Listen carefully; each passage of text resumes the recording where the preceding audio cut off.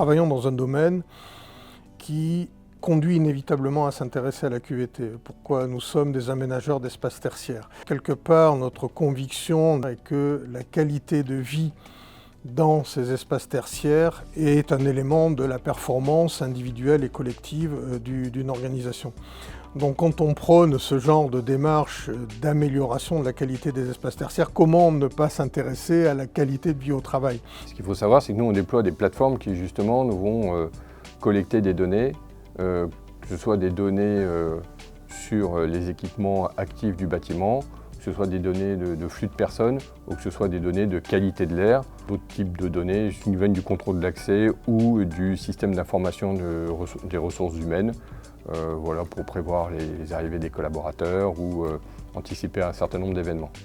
Donc la qualité de l'air fait partie de cet ensemble de données qu'il faut corréler et qui viennent de systèmes qui sont complètement hétérogènes ou de plateformes qui sont complètement hétérogènes. Donc on travaille sur différents domaines, on travaille sur des domaines qui sont liés au smart building, avec l'installation de systèmes de pilotage du bâtiment, de systèmes de captation d'informations sur l'état de vie du bâtiment, que ce soit les occupations, que ce soit la qualité d'air avec AirThings ou d'autres dimensions comme le contrôle de l'énergie. Donc on capte des données, on met en place un certain nombre de scénarios autour de ces données, on aide à piloter de façon plus flexible l'occupation et la vie au sens large du bâtiment. Donc ça, c'est une des dimensions de Cardam Digital. On a de plus en plus de demandes sur la partie qualité d'air, mais souvent ça vient quand même en complément déjà d'une demande préexistante, peut-être sur l'occupation des salles ou sur les parkings. Ce qui est important aussi, je pense, c'est que dans cette démarche qui est assez progressive, nous, on est facteur de proposition vis-à-vis de nos clients et installer un système de captation de qualité d'air, mesurer les évolutions de la qualité d'air, ce n'est pas quelque chose de complexe une fois qu'on a bâti un socle. La mise en place des capteurs chez Cardam, je dirais d'abord ça a été extrêmement facile.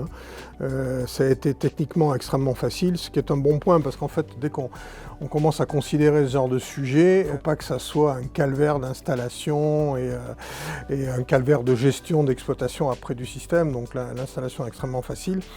L'accueil évidemment extrêmement positif de la part des collaborateurs. Le projet il a commencé quand les occupants ils se sont rendus compte qu'ils avaient besoin de savoir le taux de CO2 et la température dans les différentes salles de réunion.